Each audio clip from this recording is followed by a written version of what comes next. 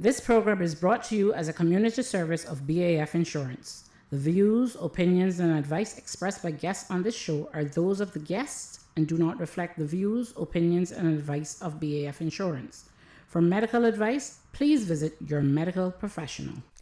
Your health, your wealth, your health, your wealth, your health for life. Your Health, Your Wealth is brought to you by BAF Insurance. Your health or priority. Welcome to Your Health, Your Wealth with myself, Desiree, and I'm Chuck Taylor. Right here on Bobo 89.1 FM. Thank you so much for listening, and we hope you've had a happy and safe early, as we say, Monday to Wednesday. And each and every time, we thank you so much for staying with us for the next hour. We're going to be sharing you health tips and talking to a special guest. Of course, each and every time we love our folks over there at BAF. They put together all of this wonderful stuff over at BAF Insurance, Your Health, Your Wealth. We air this every morning, Wednesday morning. We air this every Wednesday morning from 6:30 to 7:30 a.m. right here on 89.1 FM Bobo Radio. So remember to tune in each and every week. Tell a friend. And also, if you missed the show, you can catch us on YouTube on the Be Well, Be Healthy for Life channel. And also, don't forget to like and subscribe. alrighty. October is Breast Cancer Awareness Month, and it's also referred to as Pink October. Supporters wear pink, and we display pink ribbons in support of breast cancer awareness. Although there has been medical advancement in treatment for breast cancer that has yielded many exceptional results, we would actually like to one day be told that there is a cure. Early detection is important. So it's early to spot cancer at early stages because that helps to save lives. And diagnosing cancer when it isn't too large and hasn't spread means that the treatment is more likely to be successful. You know your body best. So if something doesn't feel quite right, talk to your doctor. On Friday, the 20th of October, that will be observed as World Breast Cancer Awareness Day. And the funds raised will go towards helping persons whose lives have been impacted by this dreadful illness. The money also goes towards life-saving research that is continuously needed. This year's breast cancer awareness theme is Thrive 365. Today, we have a guest, a really special guest, and she's going to be talking to us about surviving breast cancer. She's a breast cancer survivor. Miss Deborah Ebanks is going to share her personal experience with us today, and I'd like to thank her for agreeing to speak with us. Debbie, as her friends and family call her, is a very, very, very busy lady. Not only is she an ambassador for breast cancer awareness, as well as a survivor, she was also the first female president for the Lions Club here in the Cayman Islands. Charles, let's get right into the interview because I'm sure she has a lot of information to share with us. And I'll say this, I love my Caymanian people. Speak from the heart. Tell us how it is, because I mean, when you think of this, we all know somebody who has gone through it or been affected by it. But I know people, don't take me wrong, we don't like to talk about it. We kind of keep it scary. Yeah, you keep it to yourself. You talk amongst your family members, but there are people that need to know what is going on and how that they can be a part of the cure. Even though we don't have a cure, but you yourself take the right step to helping somebody. That is part of the cure. Until we can say it is completely, we have a cure for the body, we still need cure for the heart and the mind and the soul. So, Miss Debbie, good morning to you. Good morning, Chuck and Desiree. It is indeed my pleasure to be here to promote and help those that are walking this journey. They say 5 years is your marker, so I am a 7-year survivor. So I am thankful. I am grateful. I am blessed. True. So I know it may be a little bit painful. Take us to that first 24 hours that you were told that you were diagnosed with it, and what went through your mind? Actually, if you don't mind, I would like to step back a little more than the actual diagnosis and just kind of do up to the lead up to that. Okay. I was on a birthday vacation out at Moritz in East End, and it's ironic that how I found the lump in my breast, because it was through what you call self-examination, because I did check my breast on that Thursday afternoon, and that is when I found the lump. And so my vacation was finishing on the Saturday. I had friends and family coming over Thursday night, Friday, all day Friday, and then I left on Saturday. And I didn't say anything to anyone, but I kind of knew within my gut that Something was wrong. Yeah, that it was a possibility, because I had checked my breast previously. Like, I'm quite sure I did it on the Sunday, and that was Thursday. So that is how quickly things can develop. So anyway, I got up on Sunday morning, and the lump was there still. So that is where I started my action plan. I made contact with my GP, who is also a very dear and personal friend of mine. And she was just down the road from me. So I'm very, very fortunate. I am truly, truly blessed to have so many people in my corner, and people that I need that can assist me. So I reached out to her and I said, when is the earliest can I get an appointment to see you tomorrow, which is Monday? And she said, not till 1:30. And I said, well, that's a bit late. Can I come and see you at your house? And she said, yes. And I went by and she checked my breast, and she said, well, she had to go into the office, so she would bring me back a requisition for a mammogram and ultrasound, because I needed to go off. So instead of going back into the office on Monday morning after a week's vacation, I went off to the hospital. I actually at that time I was doing my checks at the doctor's hospital. That's where I used to do my mammograms. So I went there and I got through with the mammogram, but I had to wait for the ultrasound because there were other appointments. So I was just a walk-in. So I did that, and I went into work, and I saw where I was supposed to be at a workshop the Monday and Tuesday. So I said, well, I missed the first half or the first day. So anyway, I went, and while I was waiting during lunchtime, at the workshop, I got a call from my GP, and she said, you need to come back because we need to talk, because we need to arrange a biopsy. So off I go, and I got my paperwork, and I went back then we decided on which doctor I wanted, and I went to see the doctor. And she was going into surgery, because she was a surgeon, because it has to be done by a surgeon, the biopsy. And so she said she would take my paperwork, but and I said, that's fine, that's all I can ask. I didn't expect for her to stop to talk to me, because if I was a patient on the table, I would want my doctor full attention. So she called me back that afternoon about 4, and she apologized and said she's sorry that she blew me off, but she didn't really blow me off, but that's it. And she said, yes, you definitely needs to have a biopsy come in on Tuesday. So I went back and saw her on Tuesday, and we set it up. She said that she'd already spoken to the ultrasound tech, because the ultrasound, it has to be, the biopsy was done was guided by ultrasound, so it had to be the two of them in there. And they were both giving up their lunch on Thursday so that they could get it done. Because it had to be done on a Thursday, because and by a certain time on Thursday, because the samples had to be put in the FedEx out to a lab in the US, and your sample has to be reached within 48 hours. Yeah. So Thursday is really the last day that they could do that. So I found the lump one Thursday, did the biopsy the next Thursday, and then I got a call from her, I think it was on the Wednesday, said, we got your results and you need to come in. So I went back on the Thursday and got my results. And it was what we thought. With you? You took someone with you? Well, yes. Okay, you took a family member or friend Yes, or something. my sister went, my older sister went with me to get the results. When I actually went for the consultation with my with the surgeon to do the biopsy, a dear friend of mine and a colleague at the time, she and I worked on a government board, and she had kind of walked this journey with another friend. Okay. And so she knew, and she said to me, you need to take, is anybody going with you to talk to the surgeon? And I said, not really, I go by myself, I'm okay.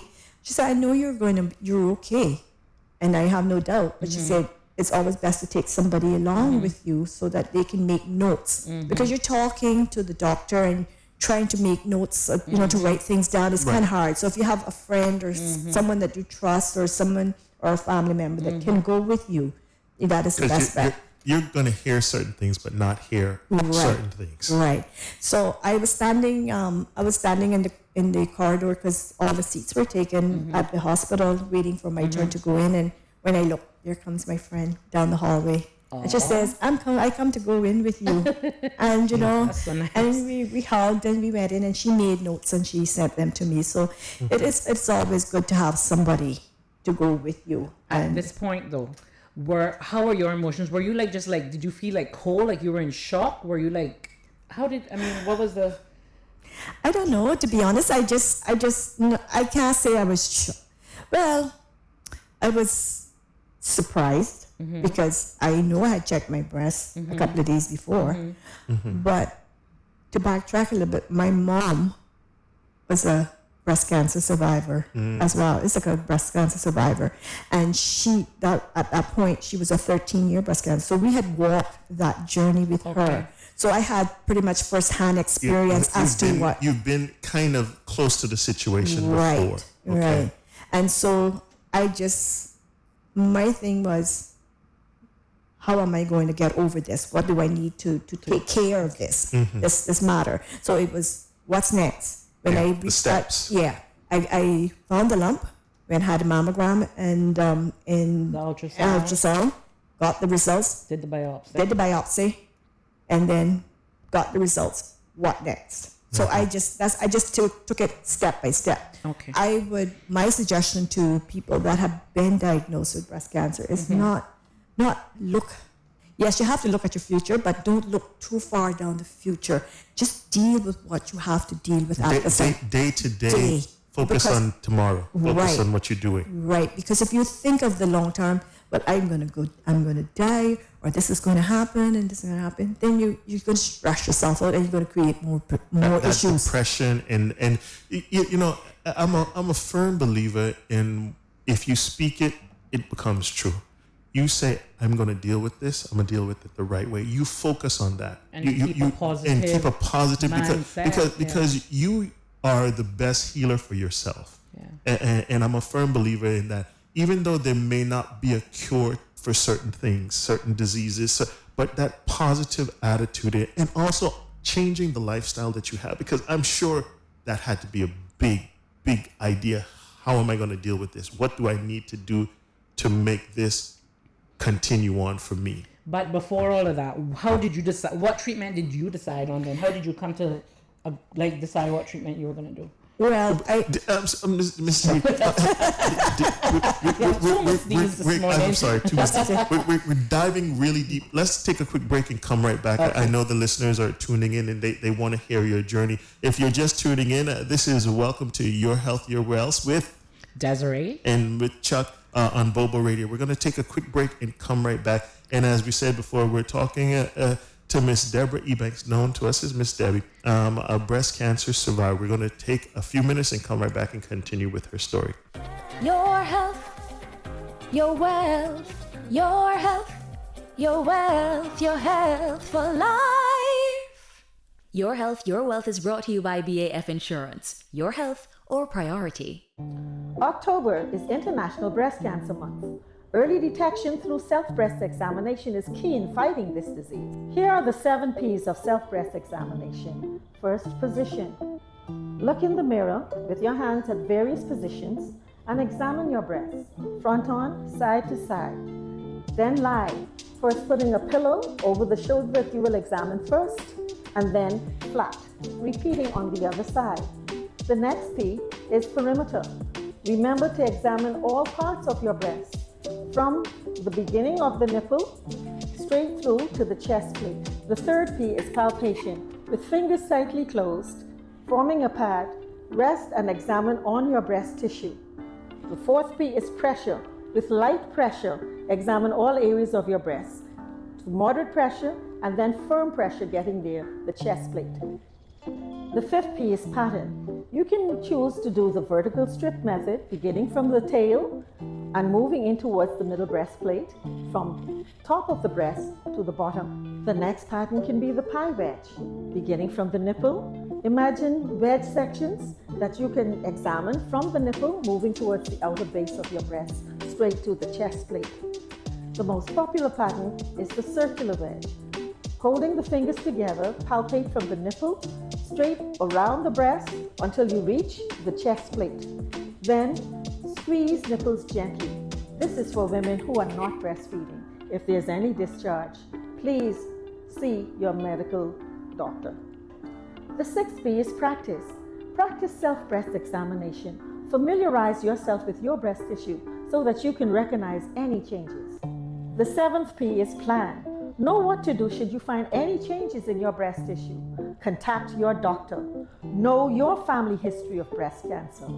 If necessary, you're not too young to need a mammogram or MRI of your breast tissue. Hi, mi nombre es Zulma y yo hablo español.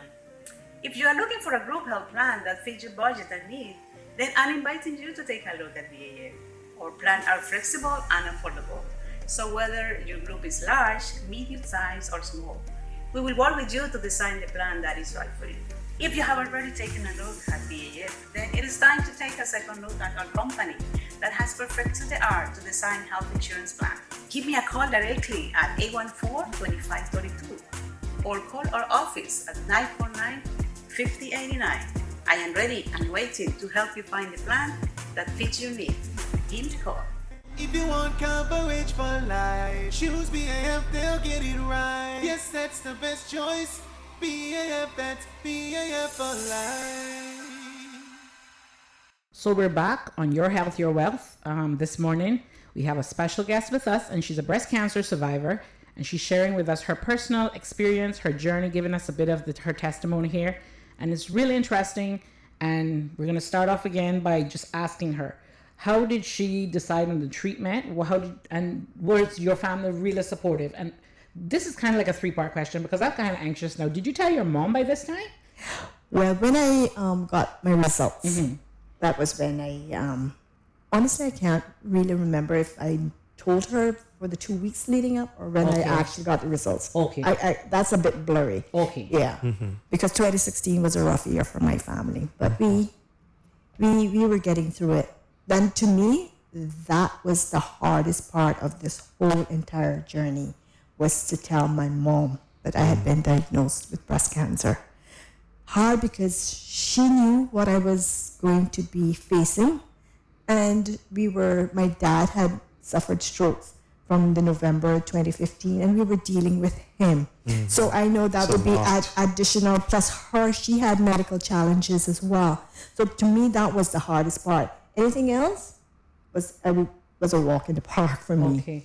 So I decided that when I realized that it was cancer, that I had this lump in my breast, the option was that I could have a lumpectomy or a mastectomy. Actually, I wanted to go a little bit more radical than that. I wanted to actually do a double mastectomy and take both of them off, because I wasn't really thinking at that point that, hey, if I took this one off and I did reconstruction, because I had big boobs, and that this one could be reduced to match this one, and I was just being so lopsided and stuff like that. But anyway, all 5 doctors that I saw said, no, it's not necessary to do a lumpectomy. And then I actually didn't. If I did a lumpectomy, I would have had to do radiation, and I really didn't want to do radiation because that required me being off island for 6 weeks. At least 6 weeks. Yeah. Although I ended up being that away, but anyway.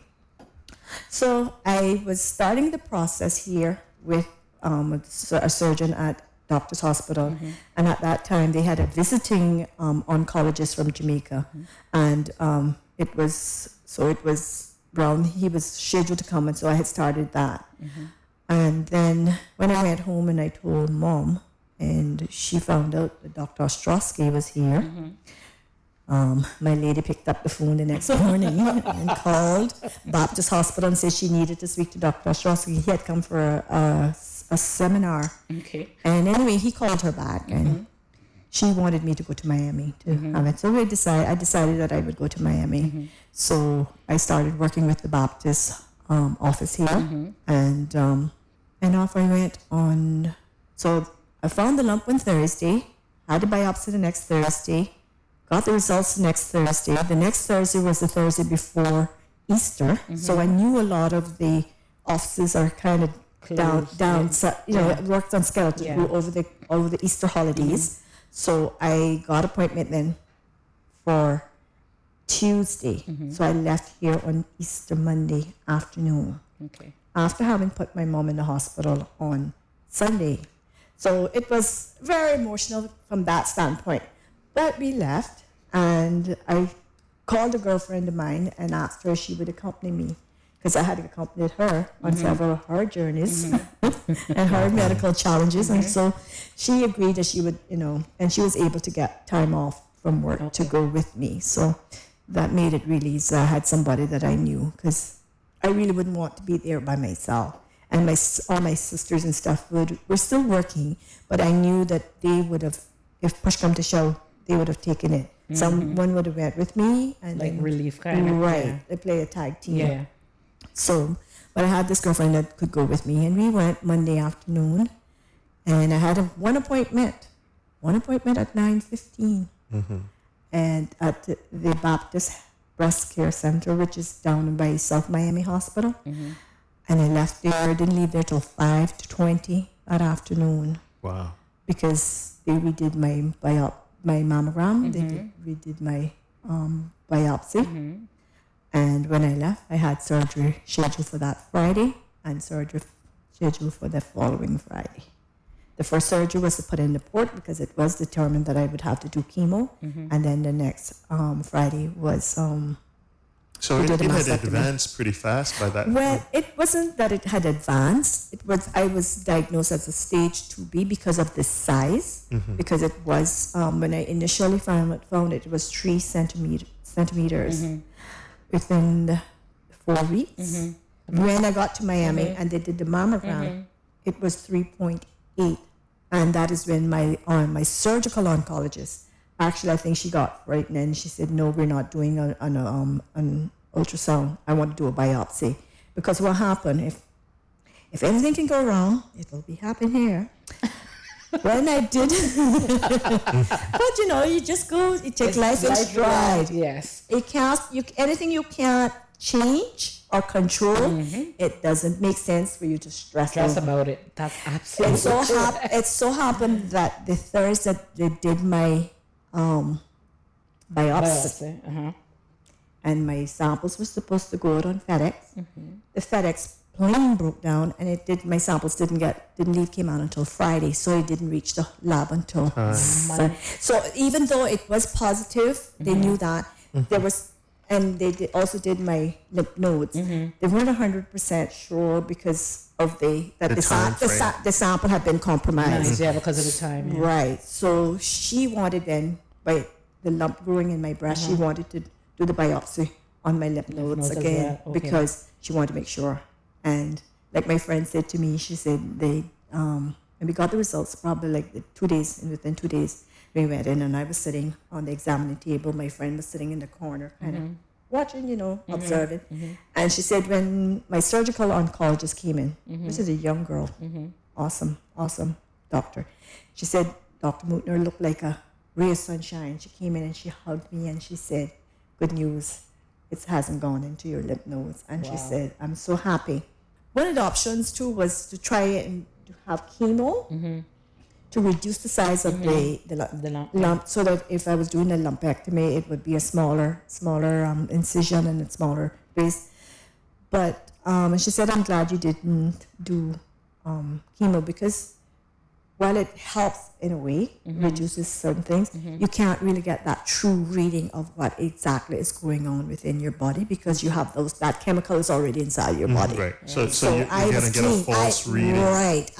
My body, whatever tests were done, it was sort of like with clean, quote unquote, clean. Yeah, it was as pure as it could be. Yeah. Exactly. So that is where we're at.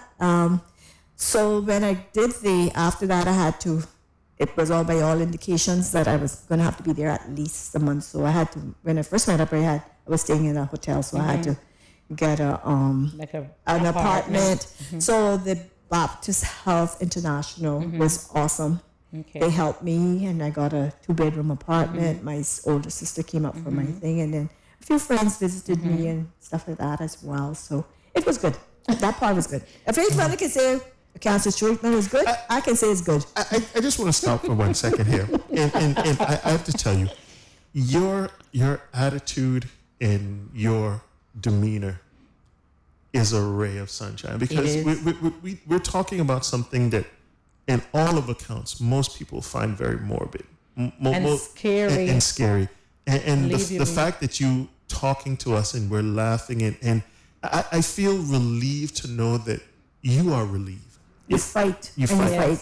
And you take it one step at a time. You deal with this. This is what you map out. You get your oncologists and your doctors will guide you through this whole process. So they told me I had to get a mammogram, an ultrasound.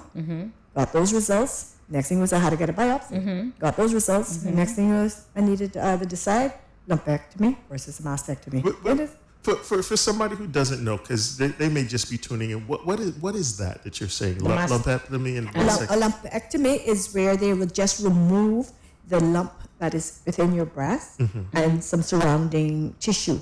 Okay. So that your breast will still be there, but that part will cut out. Okay. And depending on the size, they may still have, because my mind being big, if I had went that way, I would have had to put in a little implant, because your breast would like a dent. would have been a dent. And Okay. you want to look as normal as you can. Okay. And then mastectomy is where you take the entire breast off. Which is Right. what you did. Right. So And when you did this now, when you decided on the mastectomy now, were you like thinking like, oh my God, how am I gonna look, and how soon is it gonna be before I can get the other one, like it restructured? No, like I said, originally I wanted to do a double so that I can look normally, because I wasn't thinking that this one could be reduced to match this one. But anyway, bless his heart, may have the nicest and the best plastic surgeon. Love him to death. And he said, no, he said, you don't need to take both of them off. He said, you got pretty breasts. And I looked down my boobs, and I said, what in the world is this man looking at? But I'll tell you what, I got pretty breasts now. This is the best. This one is the best. On that note, we're gonna We're gonna go to Lady Kim, see if she can up this one. yes, Right? we're gonna take a quick break on that one. And in all of my days of radio, I have never had that much fun talking about breasts. So in cancer, all in the same token. We're going to take a quick break and come right back. If you're just tuning in, this is Your Health, Your Wealth. Each and every Wednesday morning, we get together here and talk about all things related to your health and give you healthy tips and chat with our special guest, who just happens to be Miss Deborah Ebanks this morning, breast cancer survivor. And I have to say, one of the best spirits that could ever walk into this studio. Yes. We're going to take a quick break and come right back right here on Bobo 89.1 FM. Your health, your wealth, your health, your wealth, your health for life. Your Health, Your Wealth is brought to you by BAF Insurance. Your health, our priority. Today on Be Well, Be Healthy for Life, Lady K, your wellness coach, talks about breast cancer awareness. It's that time of year again when we turn our attention to breast cancer awareness. This episode is not only for ladies. It's important to note that 1 in 100 cases of breast cancer happens in men. The signs and symptoms for both men and women are similar, so getting tested is important for all genders. And now is a good time to subscribe to the channel if you haven't done so. Hit the notification bell also so you know when we have new episodes that have been uploaded.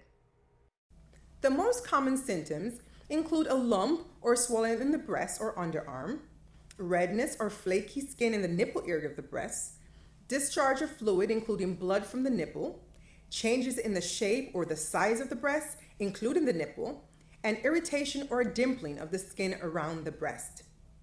It's important to note that many women who find out they have breast cancer do so unwittingly.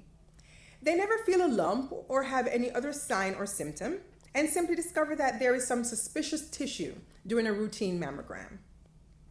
Some of these symptoms can happen in other conditions.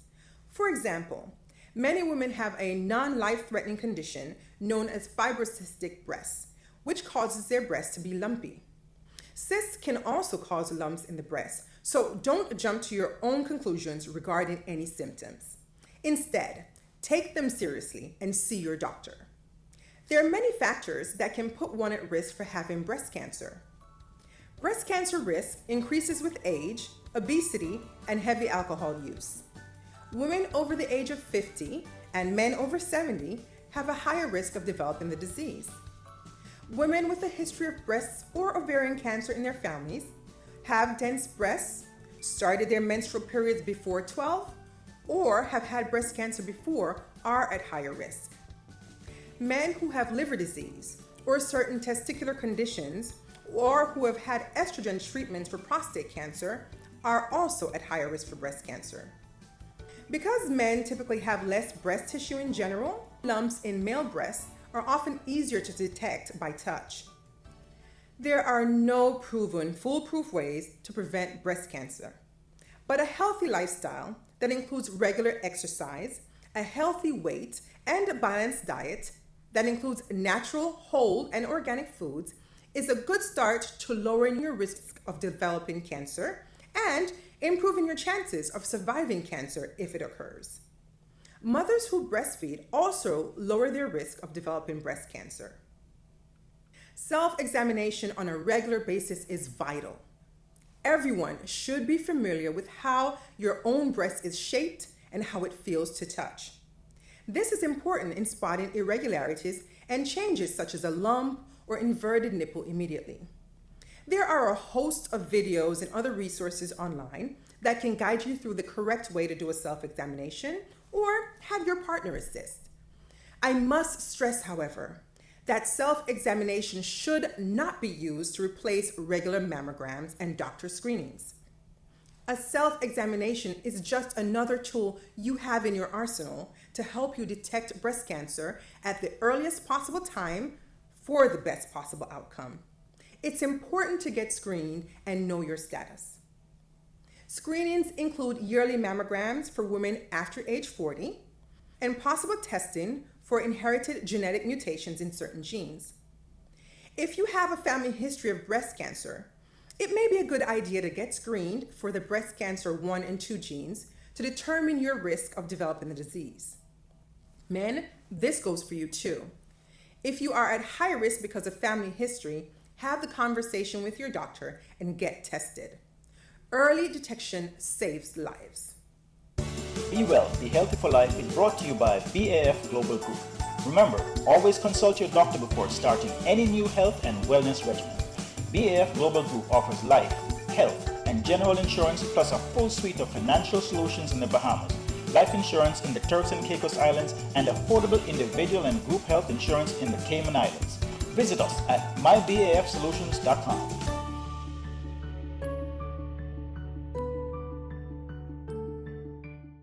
Your health, your wealth, your health, your wealth, your health for life. Your health, your wealth is brought to you by BAF Insurance. Your health or priority. Welcome back to Your Health, Your Wealth. Each and every Wednesday morning we get together, and it's all brought to you by our friends over there at BAF Insurance. We air this every Wednesday morning from 6:30 to 7:30 a.m. right here on Bobo 89.1 FM. And if you missed the beginning of the show and you missed any of our previous shows, you can tune in on YouTube on the Be Well, Be Healthy for Life channel. Also, don't forget to like, subscribe, and tell a friend. So we're talking to Miss Debbie, and I have to ask you, you were talking before we took the break about your plastic surgeon and breast reconstruction. Tell me a little bit about that scenario. So when you do mastectomy, you have the option as well that what in the cancer world they call you can remain flat, which is you don't do any reconstruction, you just have the thing. And there's prosthetic breast that you can get that it actually built into a bra, and then you look, you can look normal and stuff like that. But I decided that I would do mastectomy and reconstruction. So on Friday the 8th of April, when I did the mastectomy, I started the reconstruction process at the same time. So I had my surgical oncologist came in, she did the mastectomy, removed all what she needed to remove.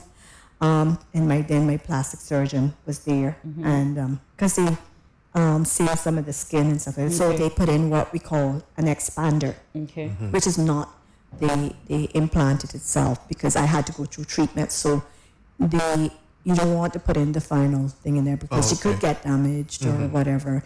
And also what that also does is that every couple of weeks, you would go and the expander has a area in it that they put a needle in there and inject, increase the saline in it so that it'll stretch the skin. So when you actually put the implant in, the skin is not, not too tight, right, and uncomfortable. So that was the process, and then of course when I had the mastectomy, I had 2 drains in, and they normally don't like to keep the drains in any longer than 3 weeks because then you're susceptible to infection. So I got my first drain out at 2 weeks, and then they took thing, and whatever fluids was draining, he said it'll just be absorbed into my body. And then I came home and I saw my medical oncologist. I had a medical oncologist as well, and he determined what I would need, what treatments I needed. So I had to have chemo. I had 2 types. Now, don't ask me the type, because I can't tell you that. I had 2 buys when I was doing it. I know 2 buys. Anyway, so I had to have that, and I had to do 6 sessions, and 1 session every 3 weeks. Okay. And because of the type cancer I was HER2 positive, which is a protein, one that is protein back. So mine wasn't hormonal, mine wasn't estrogen related or progestin. So mine was mine HER2, but that one is the aggressive one as well. I was just about to say that. Right. So the treatment for that is a treatment called Herceptin. And the medical oncologist in Miami, he had said to do it through infusion, which would be done the same time that I would do my chemo. It would be every 3 weeks. But then after I finished chemo, then I would continue for a year because I had to do that for a year, which was 18 sessions of that. And so it's quite a lengthy process that we're talking about. I mean, the initial start of it is pretty quick. But then the building, the treatment, and because you can't do everything. It's not like you go in and you get one pill thing. Like it has to be done over. Most of the cancer treatment is done over a period of time. So my chemo started on the 3rd of June, and it ended on the 16th of September. So it was like 3 months because I had 6 sessions every 3 weeks. But you have to get your body thing because I was going on really well, and I thought I was going to ace this. And after my 5th, when I did my 5th chemo session, I had it a Friday. I used to do my chemo on a Friday afternoon, and then I would rest on the weekend, and I'll back to work on Monday. I try to minimize my time out of the office. I'm trying to live as much as normal life as I can. So that's how I wanted it to be done, and the oncology unit here at the HSA accommodated that, and that worked really well for me. So I had my chemo on the Friday, and the following Saturday, I was home sitting there watching US Open. Got up to get some water, and I felt like I was going to pass out. I felt giddy or something. I went to the kitchen, I could hardly breathe. And I said, okay, something's going on. So I got back into the sofa and started watching tennis again, and I made my fingers to walking and talking. And I put it on my family chat. And one of my cousins is a nurse, and she came back and she said to me, it sounds like your blood counts may have dropped. So I said, okay, and I remember that happening with my mom, because my mom was also a breast cancer survivor. And I remember taking her down to the emergency. They tested her counts were low. They gave her a shot, and we had to take her back 3 days in a row to get these shots to build up the blood count again. So I said, okay, I think that's probably what happened to me. So I said, okay, I feel lucky. I'm going to go. So I got up, got dressed, drove myself down to the HSA. And I'm done. I'm Drop the mic. You're like, I thought she was gonna say her sister came over and took her, and they called the ambulance. Right, the ambulance when she said her or fingers something started talking, I thought you were gonna say you were calling 911. Yeah, right? Girl, you are truly a rock star. And then I went in and I went to the, so you know when you go to the, I think they triage there in emergency, and I went and they took me in there. I registered and they took me in, and I told them what, and they said that they weren't sending me back out into the general to wait more. They're going to find me a bed thing because they didn't want to compromise, because it was obvious that my blood counts and I was susceptible to infection. And the worst place, if you want to get sick, you go to the hospital, because that's where sick people is. You know, so you could get it. So they kept me in, and so I got in the bed and I made my fingers do some more work, and I told my family, I said, I'm at the emergency.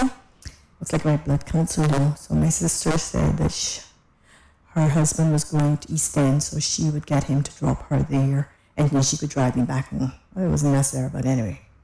That was 1 o'clock in the day. And finally, about 11 o'clock that night, they decided that, they were looking for me. They decided from earlier that they would have to keep me in. Okay. Because I was due then to have my final chemo the following Friday, which is so. In order to get my counts up, the normal treatment was going to take too long. That usually takes like 2 to 3 weeks. So my next treatment was due in 6 days. So every doctor, every nurse that came to me in emergency, well, when you say when's your next treatment? It's the 16th of September. So they said. So they decided they're going to keep me in and give me. I actually had 2 blood transfusions to get to build my life. Plus the regular medication that they would give me, the shots that everything. Yeah.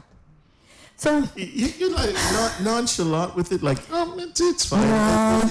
So what turned out to be what I thought would be a quick trip to the emergency, and maybe 4 or 5 days, maybe go back every 3 days and get go back for 3 days and get shots. Turned out to be a 3 night stay in the hospital. I didn't get out until Tuesday. You don't look you're not a hospital person. No, she doesn't look because when I had the mastectomy and when I had for the port, I had those done on Fridays, and Saturday morning I was released. So, and at that point I was a very healthy child because I had never spent a night in the hospital, because my mom had 7 children, but every one of us was born at home. So I wasn't even born in the hospital. I mean, I've stayed there with people, because when my mom had her mastectomy, she was actually hospitalized for a week. So so I used to sleep with her in the night and get up and go home in the morning, bathe, and go back to work and stuff. Yeah. So I kind of knew. You had an idea. But it wasn't something she wanted for herself. No. You are probably one of the worst patients, because you like, when am I going to be out of here? What happened? No, okay, right. Actually, not really, but I have some really, really awesome friends, and they were very supportive, and they came to the hospital, and I was actually, at one stage, I thought, I am going to be the first patient that gets kicked out of the hospital because of the noise level, honestly. Well, I will tell you from now on, you have 2 more. You have 2 more friends that they're going to be visiting you all the time. So for a laugh. No matter what you message us, we will be there. I mean, COVID came in 2020 and people got masks, but I was wearing a mask from 2016 because I had to wear a mask. Right. Because, like I said, 2016 was a rough year for us as a family, dealing with my dad issues, because he had to put in a feeding tube in his stomach, so he lost a lot of weight, and then he couldn't get out of bed, so he was pretty much bedridden. But we were thankful, because we were able to celebrate his 96th birthday with him on the 28th of August, and my dad died on Wednesday the 14th, 2 days before my final chemo. So that was it was rough for all of us, but very bittersweet. Yeah, and here we are. Of course, my counts dropped again once I had the chemo, and then I had to start trying to build them back up. But I was not going to be hospitalized and receive things, so it was taking a little longer.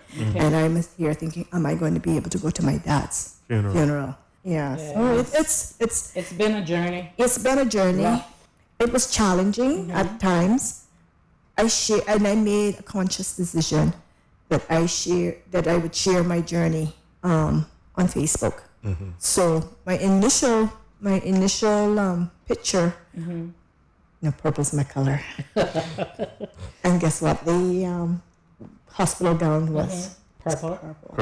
So of course I posted that, and then that led to different. So I said, okay, I might as well just share my story through, and I shared it through Facebook. That's the only social media that I do. Okay. If you're just tuning in, we're talking to Miss Deborah Ebanks, who is a breast cancer survivor. This is Your Health, Your Wealth with Miss Desiree. Hi. And of course, my name is Chuck Taylor, right here on Bobo Radio. We're going to take a quick break and come right back. Hi, I'm Sharon, a proud member of the BAF Cayman team, inviting you to take a look at BAF for your next group health insurance plan. At BAF, we work with you to design a plan that fits your needs and your budget. We have plans for groups with as few as 5 members. So, if you have already taken a look at BAF, then it's time to take a second look. After 12 years, we have grown and mastered the art of designing flexible, affordable health plans. Give me a call directly at 814-2542 or call our office at 949-5089. I'm ready and waiting to help you find the right plan to fit your needs.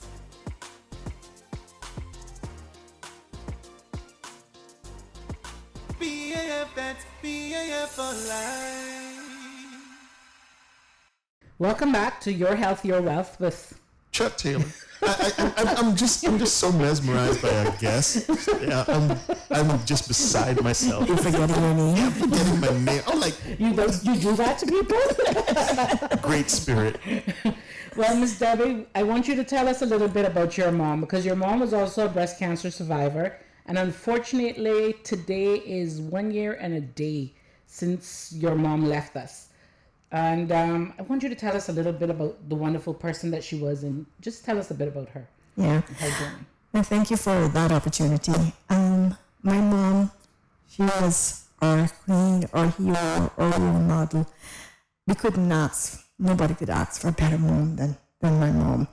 And like I said, she had some medical challenges from way back we can remember. And by the way, I need to pay tribute to my dad too. My dad is a World War II vet, and we got Remembrance Day coming up. Yep. And my mom I think I got my sense of humor from my mom, because my dad didn't really talk a lot. He was very quiet, but my mom made up for it, and I think we all did after that. And the men in my family, at least certain ones, are quiet. But so it's this. When people asked about daddy, we would say, he's okay, and then mom, but she would, she made sure that we knew where we were standing with a family. She kept the family glued together, and we are still continuing those traditions that we have. But I'm sorry. The spot is where I kind of lose it a little bit. That's okay. But she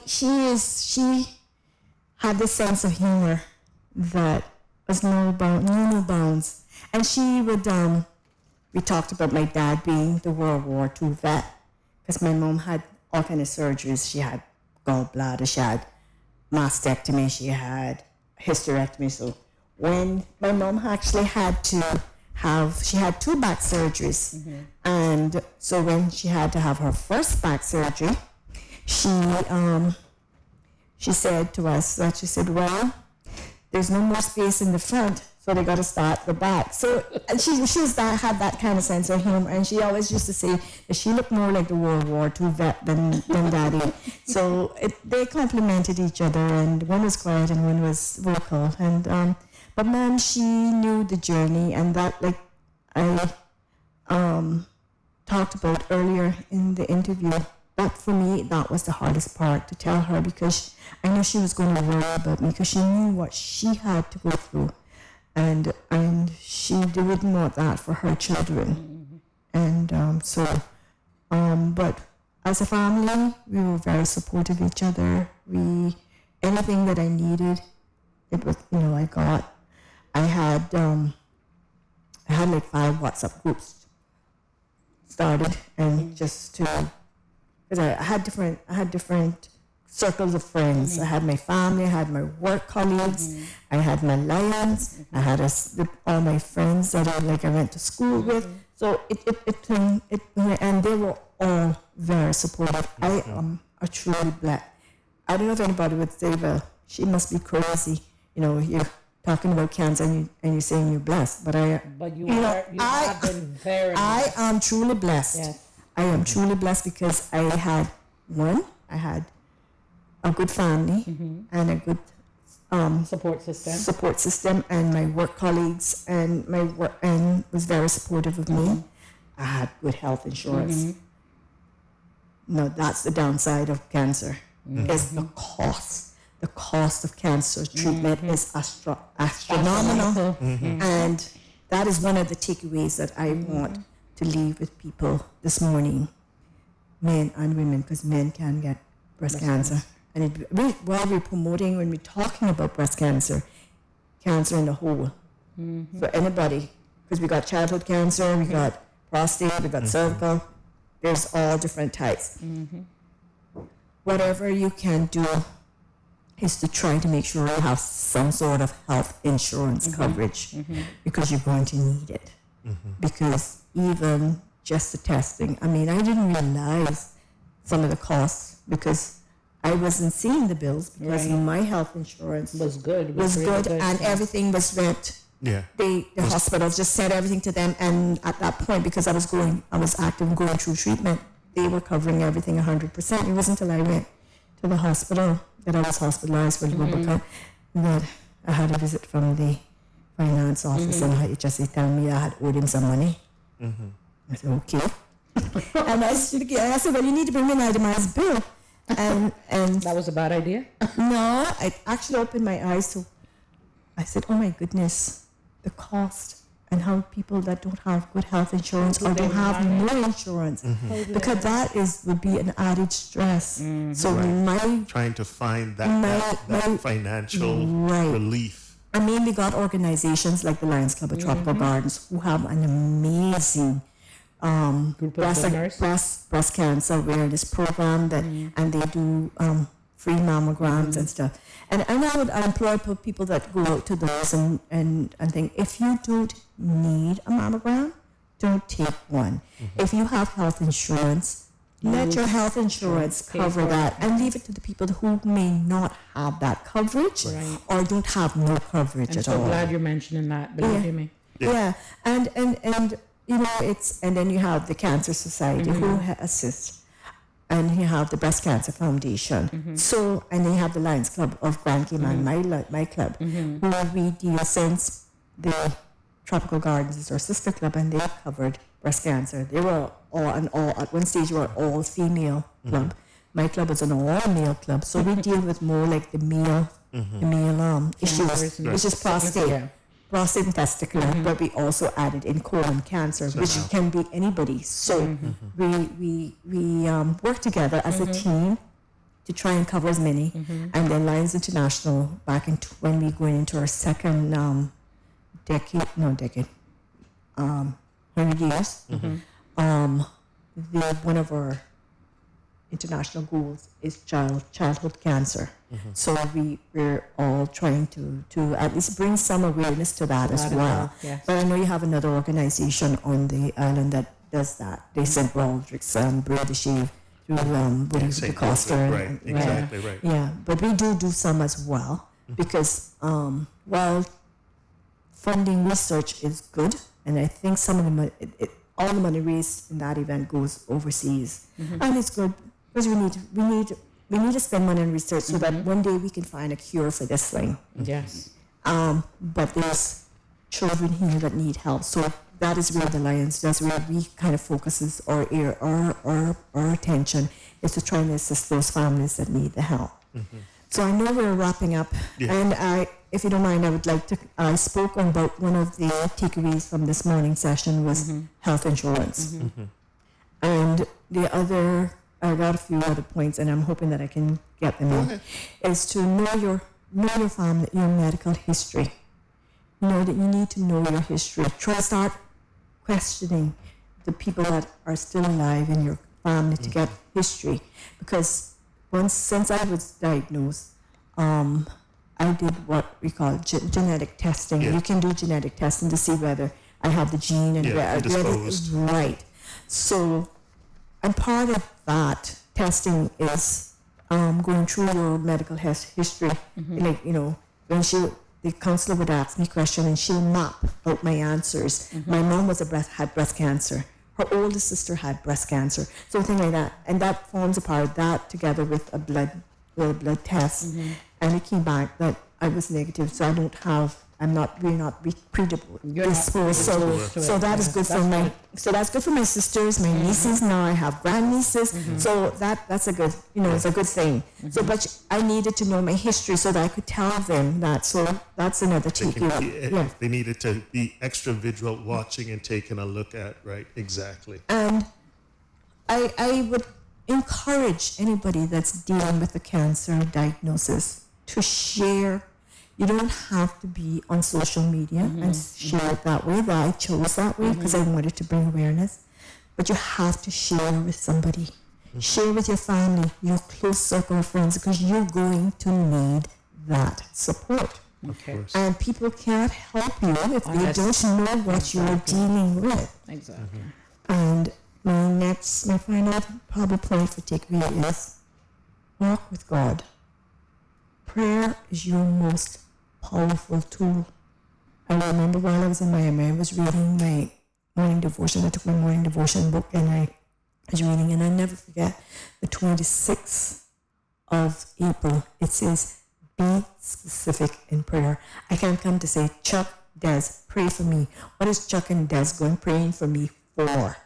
I said, I need to come and say to you, I have cancer and I'm going to go through treatment. Just call it what Des is dealing with and leave it into the hands of the Lord. Yes, that's true. Well, that's our show. Miss Deborah here, our breast cancer survivor. Lots of information. I hope you've been listening because it's all about living a longer and healthier life. Lady K gave us some tips about that and also some great information. Once again, folks, if you are just tuning in, you can catch us live and direct because we rebroadcast this, so you can be aware of it. Just keep a listen out. This is on our live channel, Be Well, Be Healthy for Life, on YouTube or podcast. If you're tuned into iHeartRadio, Spotify, Podbean, Podcast Addict, we're all at those channels, so you can follow us online. Thank you for being here with us this morning, Debbie. Too bad we didn't have more time. Yes. And tune in next week. And until then, it is Desiree and Chuck Taylor. See, he remembered his name. Yes, thank you so much. And Debbie. And this one. That's right. Right here for BAF, Your Health, Your Wealth. See you next week. Your health, your wealth, your health, your wealth, your health for life. Your health, your wealth is brought to you by BAF Insurance. Your health, our priority.